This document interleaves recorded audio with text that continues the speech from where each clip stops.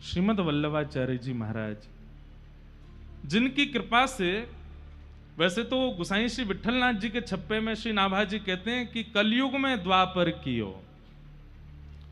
आज इस बात को हम निस्संदेह रूप से कह सकते हैं।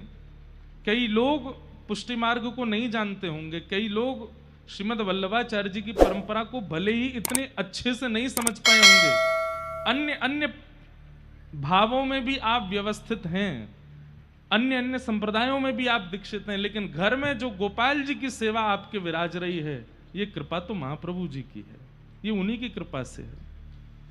अगर महाप्रभु जी का प्रादुर्भाव पृथ्वी पर नहीं हुआ होता तो हमारे घर में लड्डू गोपाल कभी नहीं आते। उनका नाम लड्डू गोपाल हम उत्तर भारतीय लोगों ने विशेष रूप से रख दिया, वैसे तो उनका नाम नवनीत प्रिया है। क्या नाम है? नवनीत प्रियालाल। वो हाथ में लड्डू थोड़ी है उनके, जो ऐसे बैठे हैं वो लड्डू थोड़ी है, वो नवनीत है, मक्खन है। शोभित कर नवनीत लिए, घुटरुन चलत रेणु तन मंडित गो रोचन तिलक किए। शोभित कर नवनीत लिए, वो नवनीत प्रियालाल जी हैं। फिर बाद में हम लोगों ने उनका नाम, कई लोगों को लगा लड्डू है, लड्डू गोपाल रख दिए। वैसे वास्तव में वो छवि तो श्रीमद् वल्लभाचार्य जी के लाला की है। उन्हीं की कृपा से ही पूरी सृष्टि में, पूरे भारतवर्ष में, पूरे सनातन धर्मावलंबियों के यहाँ पर लड्डू गोपाल जी की, ये नवनीत प्रियालाल जी की, हम भी लड्डू गोपाल ही बोलने लगे, पर हैं वो नवनीत प्रियालाल। नवनीत प्रियालाल। विराज जाओ, विराज जाओ, कथा सुनो। ठाकुर जी की जो लाड़ प्यार की सेवा है, राग सेवा है, प्रसादी की सेवा, वैसे तो विस्तार उसका गोसाई श्री विठलनाथ जी ने किया, परंतु कृपा तो श्री महाप्रभु जी की ही है। अब लोग हमारी कथा सुनते हैं, आप बहुत अच्छी कथा सुनाते हैं, ये हमारी कथा नहीं है, ये कृपा तो हमारे आचार्य चरणों की है, ये कृपा तो हमारे पूज्य पिताजी की है, हमारे पूज्य गुरुदेव भगवान की है, और इन सब संतों की है कि इस वाणी से। और ऐसा नहीं है कि हम अंतिम श्वास तक ऐसी सेवा करेंगे, नहीं, कुछ साल के लिए सबको ठाकुर जी चुनते हैं, कुछ साल सबको देते हैं ठाकुर जी। कभी कभी समय आता है सबका, अभी किसी की कथा में ज्यादा रुचि आ रही है, फिर कुछ समय बाद किसी की वाणी में रस, ठाकुर जी भी माइक बदलते रहते हैं अपने। एक बार किसी की, अभी कुछ दिनों से युवा लोग हमारी सुन रहे हैं, कुछ समय बाद किसी और की सुनेंगे, ठाकुर जी कोई और माइक पकड़ लेंगे, फिर उस पर कथा अच्छी लगेगी। ठाकुर जी चुनते हैं, और ठाकुर जी किसको चुनते हैं? जिस पर आचार्यों की कृपा, जिस पर गुरु कृपा, जिस पर परंपरा की कृपा होती है, उसको ठाकुर जी चुन लेते हैं। कई लोग कहते हैं आपको मान नहीं होता, इसीलिए नहीं होता क्योंकि अपना माने तो मान हो ना, अपना है ही नहीं। हम तो आज से 10 साल पहले भी ऐसी कथा करते थे, तब तो हमको 15 लोग सुनते थे, आज भी वैसी कथा करते हैं, आज 15,000 सुन लेते हैं। तो ठाकुर जी कब कौन सा माइक पकड़ लें, बस माइक ठाकुर जी के बन जाओ। हमारे गिरिराज जी में पंडित श्री गया प्रसाद जी महाराज विराजते थे। उनकी एक बात इतनी अच्छी लगती है, एक बार एक ब्रजवासी गयो और ब्रजवासी जाए करके बोलो बाबा देख लो समझाए लो ठाकुर। तो बाबा बोले कौन को समझाऊं? बोले या को समझाए लो लाला को। बोले का है वो? इतनी परेशानी दे रखी है, कभी तो रोग लग जाए, कभी तो पैसा खत्म हो जाए, कभी मैया बीमार रह जाए, कभी पिताजी बीमार रह जाए, कभी काम रुक जाए, कभी कछु, जे लाला बहुत खेल रहा है, बाबा ने क्या कुछ समझाए दो। पंडित श्री गया प्रसाद जी महाराज इतनी सुंदर बात कहते, बोले लाला इतकुआ, ब्रजभाषा बोलते, लाला ये तो बहुत बड़ी कृपा है कि लाला तोते खेल रहे हैं। लाला तो यो मत कहियो कि लाला खेल मत खेले, बल्कि लाला तो यो कहियो तुम जो चाहे जो कर लो, लेकिन याद रखियो खिलौना में ही रहना चाहिए, खिलौना मत बदलियो। लाला तुम जैसे चाहे खेल लो, लेकिन खिलौना मुझे रखियो, पतो चली कल को कोई नयो खिलौना ले लियो तो मुझे बड़ी पीड़ा होएगी। ठाकुर जी खेलते हैं, कई लोग ऐसा सोचते हैं कि हमारी विपरीत स्थिति आई है, इसका मतलब ठाकुर जी की कृपा नहीं है। नहीं, विपरीत परिस्थिति का ही मतलब होता है कि ये कृपा है ठाकुर जी की। ठाकुर जी आपको देख रहे हैं, सब कुछ अनुकूल है, निद्रा अनुकूल है, भोजन अनुकूल है, जीवन साथी अनुकूल है, बच्चे अनुकूल हैं, धन अनुकूल है, सब कुछ अनुकूल है। तो कहीं ना कहीं ठाकुर जी की दृष्टि नहीं है आप पे। अगर ठाकुर जी की दृष्टि होगी तो थोड़ी प्रतिकूलता तो हर स्थिति में होगी। कुछ ना कुछ तो ठाकुर जी इधर उधर करते चले ही हैं। तो ये कृपा तो आचार्य चरणों की होती है कि ठाकुर जी आपको चुने।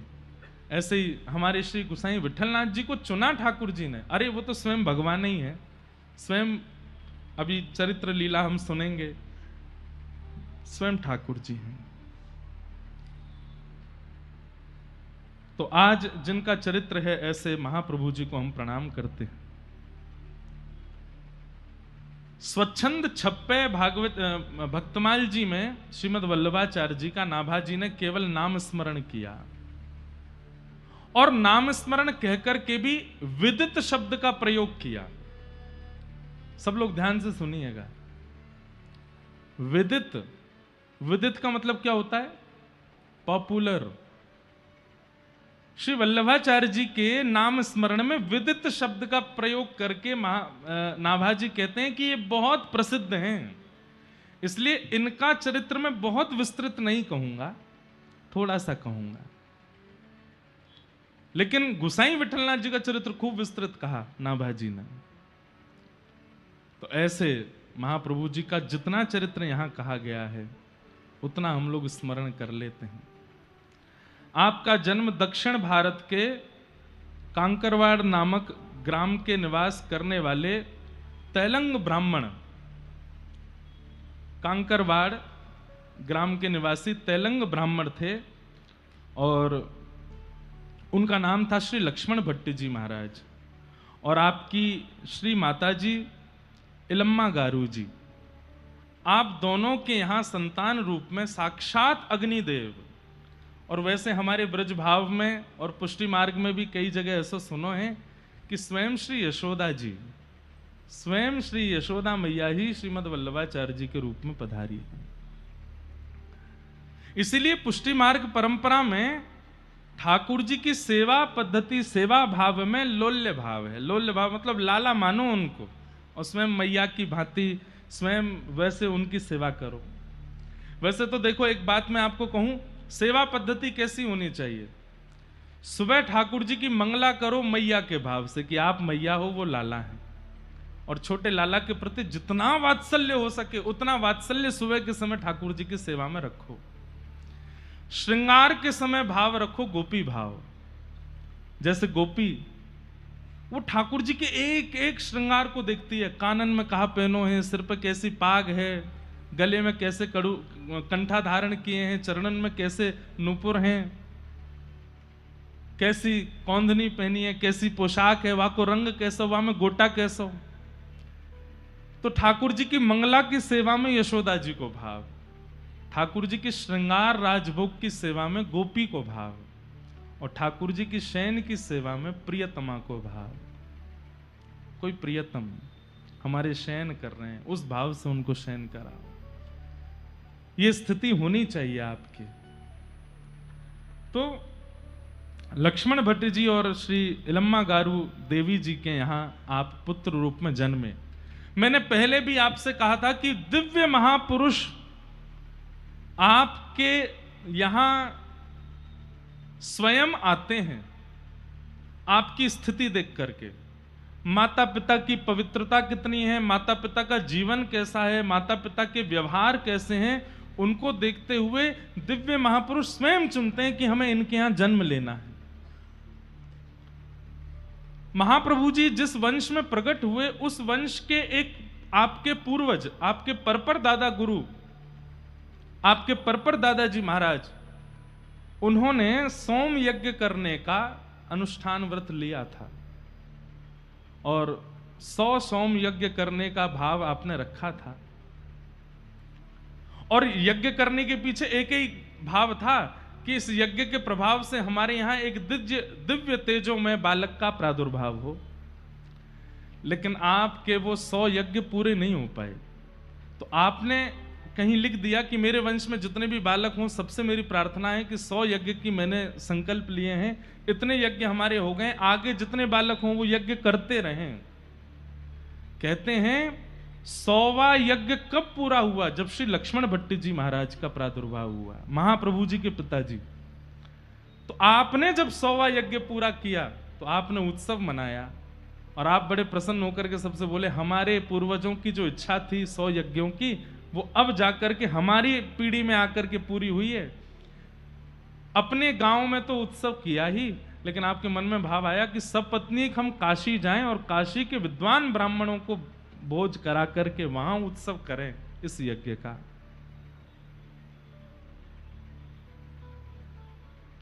आप काशी के लिए निकले। जैसे ही आप काशी पहुंचे तो इलम्मा गारू जी जो आपकी गृहिणी हैं, वो उस समय सगर्भा थी। सुनिए, ये सब भाव इसलिए आवश्यक हैं सुनने के लिए कि इनसे आचार्यों की पृथ्वी पर आगमन की स्थिति पता चलती है और फिर हमें भी अनुभव होता है कि जब हमारे घर काल में भी कोई उत्पन्न होने वाले हों तो उस समय माताओं को, पिताओं को किन किन सावधानियों का भाव रखना चाहिए। 100 यज्ञ किए और एक नहीं अनेक पीढ़ियों ने जाकर के तब लक्ष्मण भट्ट जी के द्वारा 100वां यज्ञ पूरा हुआ। उस यज्ञ के महाभोज का कार्यक्रम आपने काशी में किया, लेकिन तभी एक खबर फैल गई कि मुगलों ने काशी पर आक्रमण कर दिया है। और वो बात सुनते ही आप दोनों इतने व्याकुल हो गए, क्योंकि आपकी गृहिणी इलम्मा गारू माता जी गर्भवती थी। तो आपने विचार किया कि हमें रात्रि में ही काशी से वापस दक्षिण जाना चाहिए। और आप रात्रि में ही वापस जा रहे थे। उसी समय मध्य में एक स्थान पड़ा जिसका नाम है चंपारण्य। छत्तीसगढ़ के पास में, छत्तीसगढ़ में ही है चंपारण्य। वहां चंपारण्य में आप शमी वृक्ष के नीचे आपको थोड़ी प्रसव पीड़ा जैसी हुई और माताजी वहीं रुक गईं और वहीं श्री इलम्मा गारू जी के गर्भ से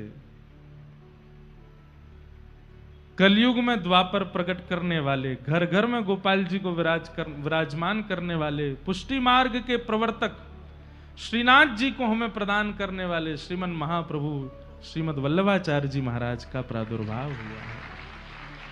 बोलो भक्त वत्सल भगवान की। आचार्य बधाई गाई सरस निकुंज में महाप्रभु जी की। हो तो आप दियो। आहा, नहीं तो मुंह पे तो है ही है बधाई, मैं तो गाऊंगा ही। तो महाप्रभु जी का प्रादुर्भाव हुआ। अच्छा, एक चीज आप सुनेंगे, लगभग जितने भी आचार्य चरण हुए, जन्म लेते ही ये कोई चेष्टा ही नहीं करते। जन्म लेते ही आपने ना तो आंख खोली, ना मुख से कुछ स्वर प्रकट किया, ना हाथ पैर हिलाए। मतलब देखने में ऐसा लगा कि मानो कोई शव हो। माता पिता बालक को देख करके बड़े प्रसन्न हो गए, लेकिन मन में विचार करने लगे कोई चेष्टा नहीं हो रही है, कुछ भी मुख से बोल नहीं रहे हैं। खूब प्रयास किया, इलम्मा गारू मैया खूब रोने लगी। उन्हें तो कहीं ना कहीं संशय होने लगा कि इतने यज्ञ अनुष्ठान हमारे पूर्वजों ने किए, हमारे तक होते रहे, और उसके बाद भी संतान तो हुई और वो भी जीवित नहीं है। आप हृदय से लगा करके रात भर रोती रही, लेकिन तब भी कोई चेष्टा नहीं की। सुबह का समय हुआ, लक्ष्मण भट्ट जी महाराज बोले, देवी अब क्या करना चाहिए, आप ही बताओ। ये बालक तो संभवतः जीवित नहीं है। हर प्रकार से देख लिया और चेष्टाएं ना दिखने पर यही लगा कि जीवित नहीं है। गांव अभी बहुत दूर है, दक्षिण पहुंचना है। तो वहीं शमी वृक्ष के नीचे महाप्रभु जी को विराजमान किया। जाने की इच्छा तो नहीं है, लेकिन अब क्या कर सकते हैं। और दोनों माता पिता वहां से आगे की यात्रा पर निकल गए दक्षिण की ओर। लेकिन आप थोड़ी ही दूर पहुंचे थे कि आपको किसी से खबर पता चली कि काशी में जो मुगल आक्रांताओं की खबर थी वो झूठी थी। काशी में कोई मुगल उगल नहीं आए हैं, काशी बिल्कुल सुरक्षित है। तब आपने विचार किया कि देखो, यज्ञ से उत्पन्न होने वाला बालक जो हमें प्राप्त हुआ वो तो भले ही जीवित नहीं है, लेकिन यज्ञ पूर्णाहुति पर हमको भोजन तो कराना ही है काशी में। तो आप दोनों वापस काशी के लिए गए। इलम्मा गारू जी के मन में आया वहीं से ही चलें। लक्ष्मण भट्ट जी बोले देवी और कष्ट होगा, उस स्थान को देखोगी, वृक्ष को देखोगी और पीड़ा होगी। लेकिन माँ तो माँ है, नहीं वहीं से चलिए ना, एक बार मैं दूर से ही देख लूंगी। जैसे ही आप वहां से निकले तभी क्या देखते हैं कि समी वृक्ष के नीचे अद्भुत अग्नि प्रज्वलित हो रही है। और अग्नि देख करके आप दोनों भयभीत हो गए, ये अग्नि कैसे? और जैसे ही दौड़ करके जाकर के देखा तो चारों तरफ अग्नि का मानो जैसे एक पात्र हो, और उस पात्र के मध्य में श्रीमद् वल्लभाचार्य जी महाराज नेत्र भी खोल रहे हैं, किलकारी भी भर रहे हैं, अपने हाथ भी चला रहे हैं, चरण भी चला रहे हैं। जो एक बालक चेष्टा होती है वो सब चेष्टाओं का दर्शन। लक्ष्मण भट्ट जी तो प्रणाम करने लगे, बोले ये सामान्य बालक नहीं है। कहते हैं क्या बोलते हैं उसको, जो बालक समय से पहले जन्म ले लेता है उसको प्रीमेच्योर बोलते हैं। महाप्रभु जी का भी अवतरण ऐसे ही हुआ, समय से पूर्व। तो इसलिए लक्ष्मण भट्ट जी बोले ये समय से पहले आए थे, इसलिए इनका ध्यान चल रहा था तुम्हारे गर्भ में। वो ध्यान कुछ दिन का अवशेष रह गया था, इसलिए जन्म लेते भी वो ध्यान में ही थे। अब वो ध्यान पूर्ण हुआ है। आप दोनों जैसे समीप गए अग्निदेव शांत हो गए, और नन्हे से श्रीमद् वल्लभाचार्य जी महाराज, भैया ये सामान्य नहीं है। हमारे श्री जी बाबा प्रकट हो गए गिरिराज जी में, और सद्दू पाने तक कह दे, बोले भोजन नहीं करूंगा। बोले कब तक नहीं करोगे? बोले जब तक वल्लभाचार्य जी नहीं आएंगे तब तक दूध ही पीऊंगा, पयो व्रत करूंगा। किसी भक्त ने भगवान के लिए व्रत किया ये तो सुना गया है, लेकिन ठाकुर जी भक्त के लिए व्रत कर रहे हैं ये आपको केवल महाप्रभु जी के चरित्र में सुनने को मिलेगा। हमारे श्री जी बाबा पयोव्रती रहे। पयो, अब उसको पयोव्रत कहते नहीं है, केवल दूध पीते थे। सद्दू पाने नाम के एक ब्रजवासी, उनकी खूब सारी गैया थी, और उन्हीं गैयाओं में एक गैया वो थी जो नंद बाबा की 9 लाख गैयाओं की ही वंशधर है। उसकी बेटी की बेटी की बेटी की बेटी की बेटी चली आई, उनमें से एक गैया सद्दू पाने के यहां थी। ठाकुर जी की संपत्ति है गैया। एक बात हमारी बहुत ध्यान से सुनिएगा, गऊ जो है ना ये ठाकुर जी की संपत्ति है। ये मान करके आप सेवा करोगे तो कभी गऊ अपराध नहीं बनेगा। आप अपना मान करके कभी कभी आप जीव दृष्टि रख लेते हैं, आप जानवर दृष्टि रख लेते हैं। गैया किसी की हो ही नहीं सकती, गैया तो केवल लाल जी की है, ठाकुर जी की है। भैया ये जितनी गैया, ये यहां गैया भी बैठी हैं, गैया भी कथा सुन रही हैं इसमें। ऐसा पहलो पंडाल है जहां गैया भी श्रोता है और चकाचक चारों खाते खाते कथा सुने। और एक भी दिन आपने नहीं सुना होगा कि रम्माई हो, अम्मा अम्मा कह रही हो, कछु कही हो, कुछ नहीं। आपकी आवाज आ जाएगी पर वो शांत चित्त होकर कथा सुनती हैं। गैया ठाकुर जी की संपत्ति है। वेद लक्षणा गैया कहीं ना कहीं नंद बाबा की 9 लाख गैयाओं की ही कोई ना कोई कहीं ना कहीं से, जैसे हमारे कहीं ना कहीं रिश्ते निकल जाते हैं, हमारी बुआ के, फूफा के और जीजा जी के, भाभी के, लाला के और बहन के, और वो वैसे ऐसी जितनी वेद लक्षणा गैया हैं, जिनके कोठे उठे हुए हैं, जिनके गले में कंबल है, जिनके सुंदर यहाँ सींग हैं, ये कहीं ना कहीं ठाकुर जी की ही गैयाओं की वंशज हैं। सबरी वेद लक्षणा गैया। इसलिए भैया इनकी सेवा करो। तो सद्दू पानी की गैयान में एक गैया तो प्योर वंशज थी ठाकुर जी की। ठाकुर जी जा गैया के सींग पे चढ़ते, वही की छोरी की छोरी की छोरी, वही की बछिया की बछिया की बछिया सद्दू पानी के यहां इस कलिकाल में। तो सद्दू पानी की गैया सब चाहती हैं गिरिराज जी पर चरवे के काजे। उनमें ते एक सबसे सुंदर गैया जाके दुग्ध में ते नेक नेक सुगंधी आयो करती। वो गैया कहीं एकांत में जाए करके सबरो दूध बहाया वे अपनो, लौट करके शाम को जब हमें सद्दू पानी दूध निकारे तो वहां में दूध नहीं। सद्दू पानी के जो मेरी सबसे कुशल गैया है और यही को दूध कोई चोरी कर ले चोर, मैं कल पीछे जाऊंगा डंडा लेके, देखूं तो सही कौन दूध पीवे। सद्दू पानी पीछे पीछे गए तो क्या देखा, श्री गिरिराज जी के ऊपर एक विशेष स्थान, वहां पर वो गैया खड़े होकर के अपने थनों से संपूर्ण दुग्ध का बिना हाथ के स्पर्श के प्रवाह कर देती है।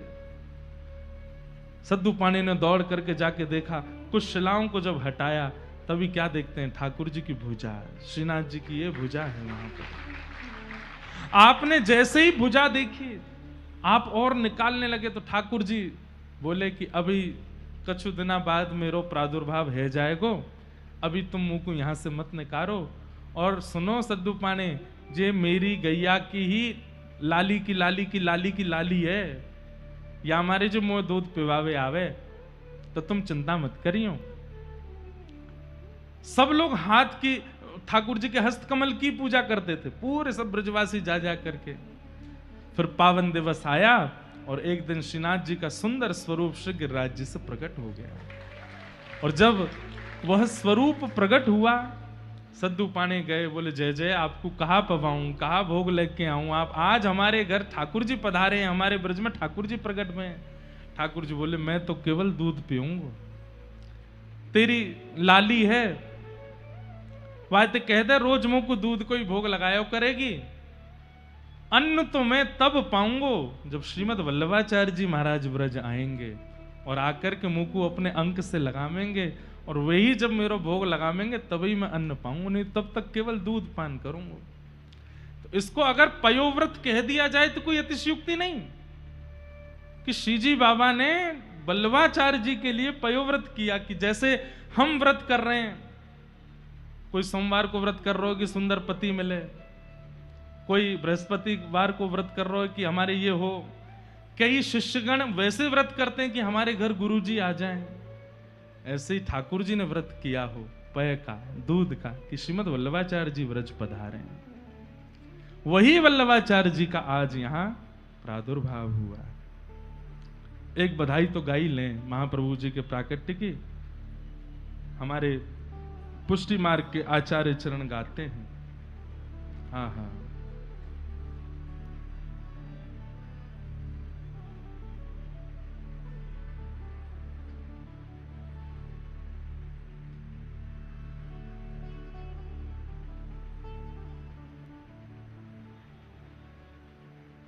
श्री वल्लभ गुण गाऊं मैं तो, श्री वल्लभ गुण गाऊं, श्री वल्लभ गुण गाऊं मैं तो, श्री वल्लभ गुण गाऊं। हे प्रगट भई श्री लक्ष्मण नंदन, प्रगट भये श्री लक्ष्मण नंदन, प्रगट गाइए श्री लक्ष्मण, प्रगट भये श्री। कब प्रकट भये? हे माधव मास कृष्ण एकादशी, माधव मास कृष्ण एकादशी,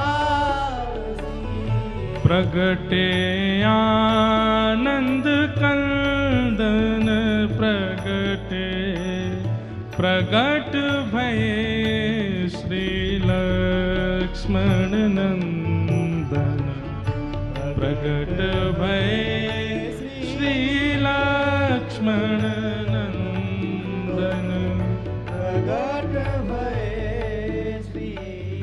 आपने प्रकट होके क्या किया? मायावाद खंड खंडन कर, मायावाद खंड खंडन कर, दृढ़ जो भू फूले मति मंदन प्रगटे, प्रगट भय श्री लक्ष्मण नंदन, प्रगट भय श्री लक्ष्मण नंदन, प्रगट भय श्री लक्ष्मण। और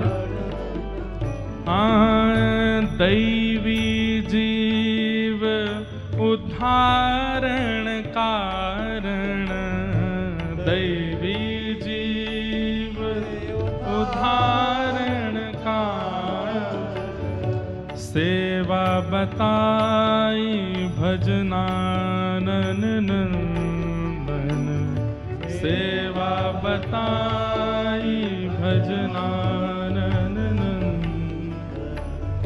घर घर मंगल होत सबन के, घर घर मंगल होत सबन के, सब मिल गावत गीत सुछंदन, प्रगट भय श्री लक्ष्मण नंदन, प्रगट भय श्री लक्ष्मण नंदन, प्रगट भय श्री लक्ष्मण।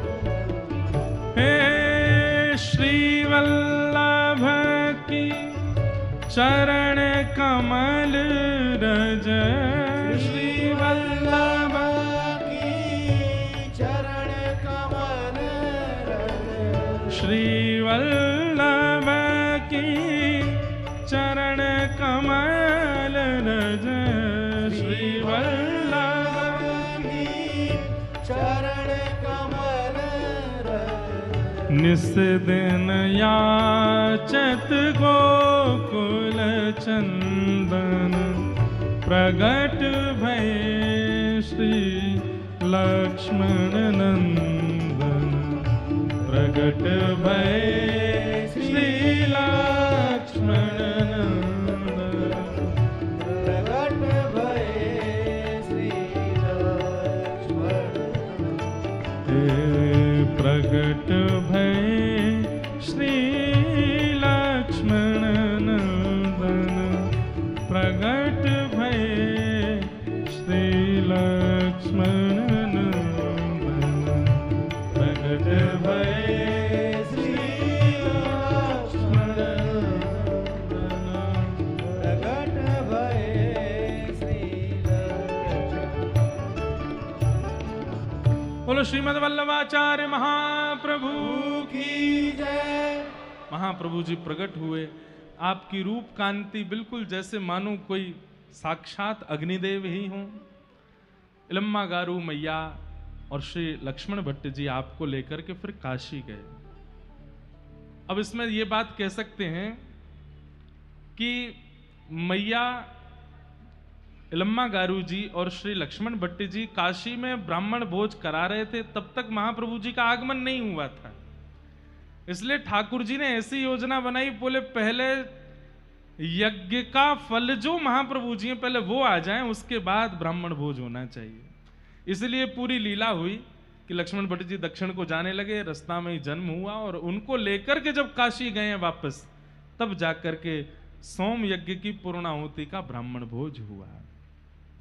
भैया ब्राह्मण भोज यज्ञ अनुष्ठान के बाद भंडारा, इसकी बहुत बड़ी महत्वता है।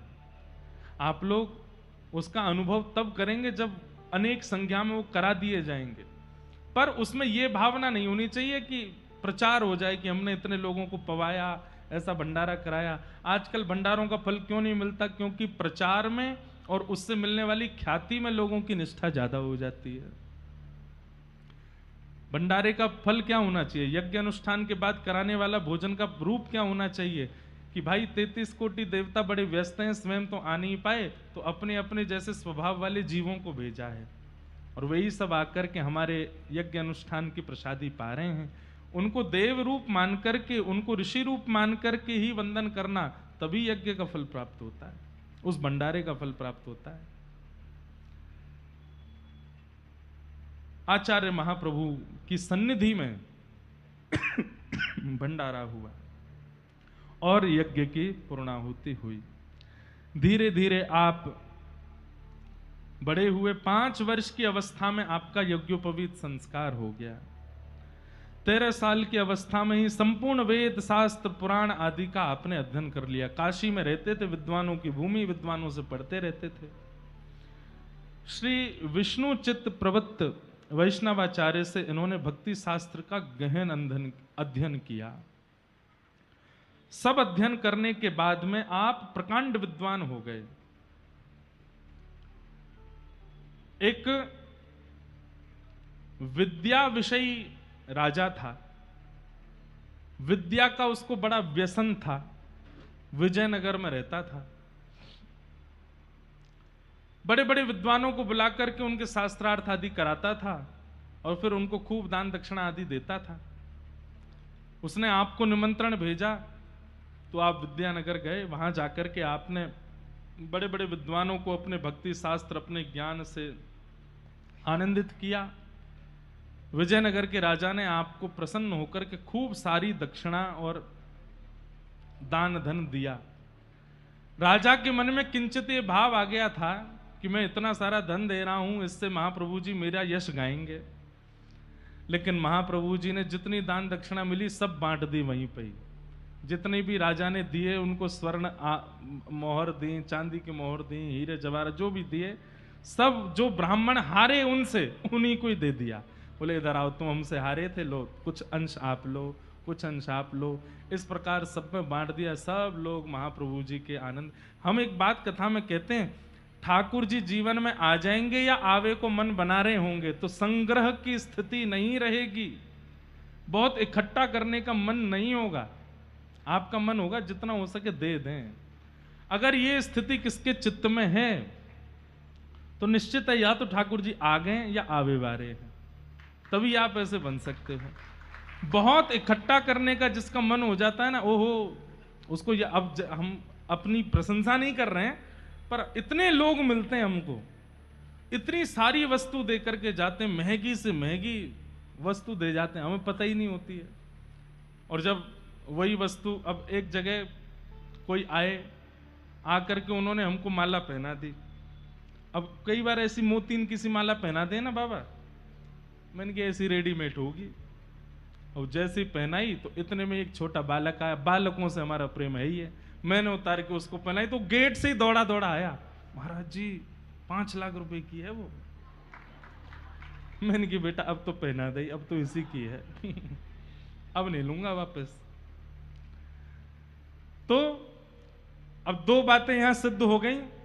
पहली बात तो ये सिद्ध हुई कि ये पहना करके इसलिए गया था कि महाराज जी जगह जगह इसका प्रचार करेंगे कि उसने पहना ये। मैंने कि ये भावना से पहनाने नहीं आए थे, प्रचार के भाव से पहनाने आए थे। और दूसरी भावना ये सिद्ध हो गई कि ठाकुर जी ने बिना मूल्य जाने ही दूसरे को पहुंचवा दी, मतलब ठाकुर जी आवे वारे हैं, संग्रह की स्थिति नहीं बन रही है। और आवे वारे कहां आ ही गए, ये प्रत्यक्ष है महाराज, इनको आप नेक्सो सो मत जानियो। हमने तो इनके बड़े दिव्य चमत्कार देखे हैं और कईयों ने अनुभव किए हैं। अब ये तो अद्भुत हैं, कैसी कैसी लीला करें। एक बार एक लीला सुना दूं, वैसे तो अंतरंग लीला लेकिन सुना दूं। एक बार एक बहन जी आई कथा में, उन बहन जी की प्रबल इच्छा हो गई कि हमको व्यास जी से ब्याह करना है। तो बोले अब क्या करें, तो हमने कथा में कहा कि कल ठाकुर जी आएंगे कथा में, कल गिरधर लाल जी आएंगे, कल 56 भोग है। अमूमन कथाओं में 56 भोग वाले दिन ठाकुर जी आते हैं। तो उन बहन जी ने मन बना लिया कि अगर मेरी और लाल जी की पोशाक एक हुई, एक से रंग हुए, तो मैं मान जाऊंगी कि लाल जी संकेत कर रहे हैं कि नहीं इन्हीं व्यास जी से ही करो। तो अब मुझे तो पता नहीं था उन्ना कुछ ऐसा भाव। उस दिन लाल जी ने नीला थाड़ा वस्त्र पहना, पीली पोशाक पहनी, और वो बहन जी भी सोच रही होंगी कि आज नीली पटका और हम भी वैसे ही पहन के जाएं, वही पीली पोशाक और नीला पटका। अब वो आगे बैठ गई कथा में। ये बाद में उन्होंने पत्र में लिखा इसलिए मुझे पता है। अब जैसे ही लाल जी के कपाट खुले, वो तो रोवें सो रोवें, मेरे प्राणनाथ मेरे जीवन धन, अब मुझे स्वीकार करो। मैंने कि भैया जी क्या हुआ?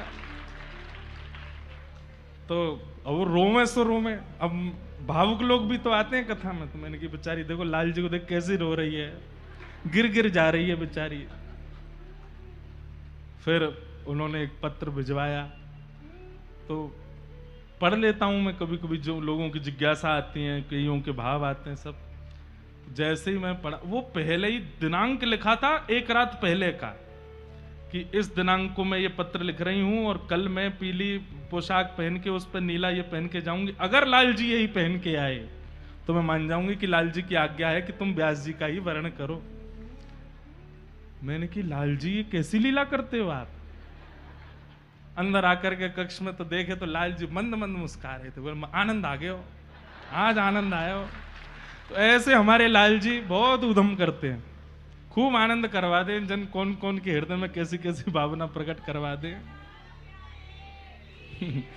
तो हमने अच्छी अच्छी लीलाएं तो सब जगह सुनाई है कि कैसे कैसे, पर ये कभी कभी बड़े उधमी भी हैं, बहुत उधम मचाते हैं, ऐसी योजनाएं बनवा देते हैं, सब भाव हैं इनके। तो संग्रह की स्थिति नहीं होती जब ठाकुर जी जीवन में आ जाते हैं। तो महाप्रभु जी को जितनी भी वहां पर सब प्राप्त हुई सबको बांटे आए। राजा इतना समर्पित हो गया महाप्रभु जी के चरणों में, उसने महाप्रभु जी को बिठाया और सब आचार्य बड़े बड़े संत थे, सबसे कहा इनका अभिषेक करो और इनका कोई दिव्य इनको उपाधि दीजिए। तब वहां सभी सभा में विद्वान जनों ने आपको जगत गुरु की, आचार्य की और महाप्रभु की उपाधि प्रदान की। आपका नाम वल्लभ था, लेकिन फिर उसके बाद जगत गुरु आचार्य महाप्रभु श्री वल्लभाचार्य आपका नाम हुआ। वहां पर आप सब लोगों ने उनको उपाधि दी, कनकाभिषेक किया, स्वर्ण मंडित एक सुंदर आसन प्रदान किया, बोले इसी पे आप विराजेंगे आज के बाद जहां भी जाएंगे। इस प्रकार आप सब हाथ जोड़ करके स्वीकार किए, लेकिन उन्हीं में ही सब कुछ वितरण कर करके आ गए। रुद्र संप्रदाय के आचार्य श्री विल्लु मंगलाचार्य जी, श्री विल्लु मंगल जी, ये वो वाले विल्लु मंगल जी नहीं है जिन्होंने अपनी आंखें फोड़ ली थी। एक विल्लु मंगल जी का चरित्र आता है, कृष्ण करणामृत ग्रंथ जिन्होंने लिखा, उनके विल्लु मंगल जी का एक श्लोक मैं हर कथा में बोलता हूं अपने मंगलाचरण में। अस्ति स्वस्तरुणी कराग्र विलसत कल्प प्रसूनाप्लुतम वस्तु प्रस्तुत वेणुना दलहरि निर्वाण निर्व्याकुलम स्रस्त स्रस्त निबद्धनि विविलसत गोपी सहस्त्राव्रतम हस्तन्यस्तन ताप वर्गम किलोदारम किशोराकृति। ये श्री विल्लु मंगल जी का प्रकट भाव है। पर ये वो वाले विल्लु मंगल जी नहीं है, रुद्र संप्रदाय के एक विल्लु मंगलाचार्य जी हुए। आपने प्रकट होकर के श्रीमद वल्लभाचार्य जी को अष्टाक्षर मंत्र और गोपाल मंत्र की दीक्षा देकर के संप्रदाय का रहस्य बताया, और संप्रदाय रहस्य बता करके आपकी दीक्षा परंपरा तो श्री विष्णु स्वामी परंपरा है, पर आचार्य चरण महाप्रभु जी की विद्वत्ता और उनका जो भाव था उसको देख करके आपने पुष्टि मार्ग प्रवर्तक के रूप में उनको चुना, और उसके बाद संप्रदाय का नाम ही श्री वल्लभ संप्रदाय हो गया, पुष्टि मार्ग हो गया, पुष्टि संप्रदाय हो गया। जिस प्रकार हमारी संप्रदाय का पूर्व नाम श्री संप्रदाय है, लेकिन रामानुजाचार्य जी के बाद उसको रामानुज संप्रदाय कहा गया, ठीक वैसे ही अनेक संप्रदायों के पूर्ववर्ती नाम अलग अलग हैं, पर फिर आचार्य चरणों की प्रधानता के कारण उस पूरी परंपरा का नाम उन आचार्यों के नाम से, तो श्री वल्लभ संप्रदाय, पुष्टि मार्ग आदि आदि नाम इस संप्रदाय के आगे हुए। आप वापस काशी गए, काशी जाकर के आपने कई ग्रंथों का निर्माण किया। आपके मन में इच्छा हुई श्री बद्रीनाथ भगवान के दर्शन के करने की, तो आप उत्तर भारत की यात्रा पर श्री बद्रीनाथ गए। बद्रीनाथ में जाकर के जैसे ही आप श्री बद्री भगवान को प्रणाम करने लगे, इतने में ही देखते हैं कि दो दिव्य पुरुष मंदिर से निकल करके आए और इन्हें प्रणाम करने लगे। उनमें से एक थे श्री नारद जी महाराज और दूसरे थे श्री विदुर जी श्री उद्धव जी महाराज। और आप दोनों इनको वंदन करने लगे। महाप्रभु जी के उनके साथ में प्रत्यक्ष प्रकट होकर के उनके साथ में संवाद हुआ। पुष्टि मार्ग संप्रदाय के कई भाव आपने वहां से चुने और भागवत जी का एक सप्ताह वहां पारायण किया। महाप्रभु जी ने भारत में जहां कहीं भी भागवत जी के पाठ किए वहीं बैठक जी विराजमान हो गए। इसलिए आप कभी कभी जाएंगे तो वहां लोग आपको कहते मिलेंगे श्री महाप्रभु जी की बैठक है यहाँ पर। जैसे आप काशी जाओगे वहां भी बैठक जी हैं, इधर भी बैठक जी हैं, उधर कहीं भी जाएंगे दक्षिण तक में भी आपको बैठक जी के दर्शन होंगे। और वहां बैठक जी में गादी जी का ही श्रृंगार और उन्हीं पर ही पूर्ण वल्लभ कुली तिलक और आदि आदि करके झारी बंटा आदि सब पधरा करके उनकी सेवा होती है। वहां बैठ करके महाप्रभु जी ने सप्ताह पारायण किया, इसलिए वो बैठक जी विराजमान हुई। चित्रकूट में आपने वाल्मीकि रामायण का पाठ किया, कितनी सुंदर लीला है। वाल्मीकि रामायण का पाठ किया चित्रकूट में, तो वहां पर आपने ठाकुर जी का आवाहन किया तो साक्षात राघवेंद्र सरकार प्रकट हो गए और प्रकट होकर के कहा कि पाठ आपने हमको सुनाया है, अब प्रसाद भी दीजिए कथा का। तो आपने केले का भोग दिया, तो सामने बैठ करके राम जी ने केला पाया, एक केले का भोग पाया।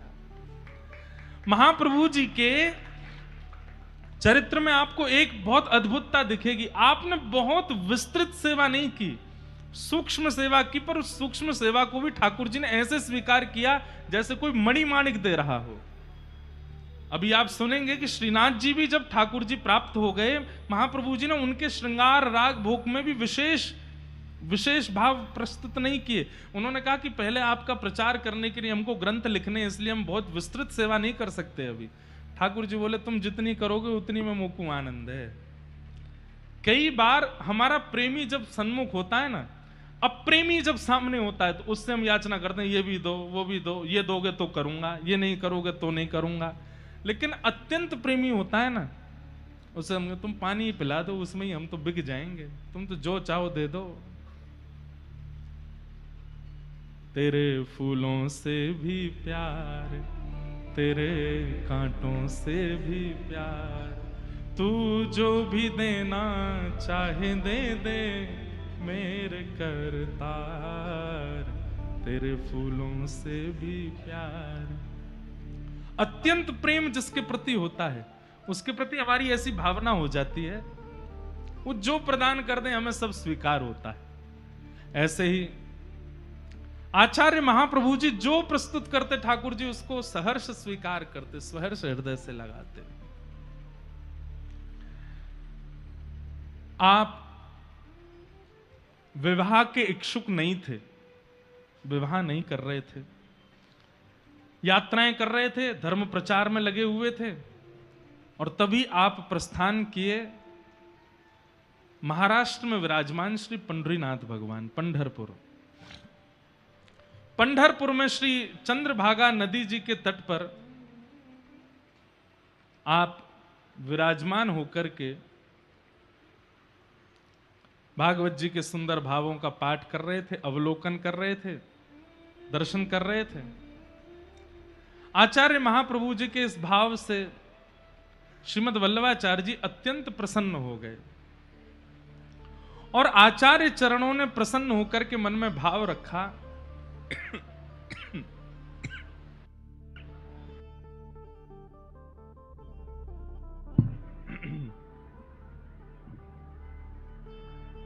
हमारे जयपुर में श्री गोविंद देव जी के स्थान के श्री विधायक जी बाल मुकुंदाचार्य जी महाराज पधारे हैं। आपका बहुत बहुत स्वागत, अभिनंदन। ठाकुर जी ऐसे ही आप सो सेवा कराए रखें, ऐसे ही आप धर्म सनातन की रक्षा में संलग्न रहें, ऐसी ठाकुर जी से प्रार्थना है। गोविंद देव जी आपको चुने हैं, आप बस उनके मधुर भावों से ही जयपुर के क्षेत्रों में धर्म संस्कृति का जागरण करते रहें, ऐसी हृदय में भावना है।